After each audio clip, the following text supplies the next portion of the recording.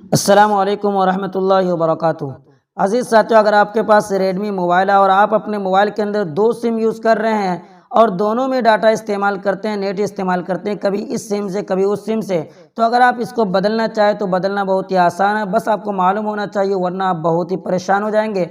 तो उसके लिए आपको ऊपर वाला ये खोलना है और उसके बाद थोड़ा सा इस तरीके से नीचे खींचना है। तो आपके सामने यहाँ जो नेट का ऑप्शन दिखाई दे रहा है डाटा का, तो आपको इसके नीचे देख रहे हैं यहाँ पे सिम का नाम लिखा हुआ, मैंने ये मंबल उलूम लिख रखा है, तो इसके ऊपर आपको क्लिक करना है और उसके बाद यहाँ से दूसरे सिम अगर सेलेक्ट करना चाहें तो उसे कर सकते हैं।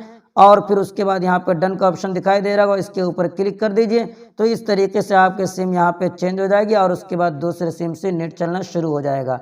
बहरहाल ये जानकारी ऐसी थी जिसके मुतालिक मैं बहुत ज़्यादा परेशान हूँ। उसके बाद फिर मुझे एक मालूम हो गया, खुद से मालूम हो गया, तो मैंने इस तरीके से सोचा कि आपको ये बता दूं।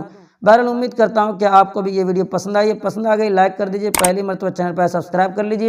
फिर मुलाकात होगी अगली वीडियो में इंशाल्लाह। दुआ की दरख्वास्त। वस्सलामु अलैकुम वरहमतुल्लाहि वबरकातुहू।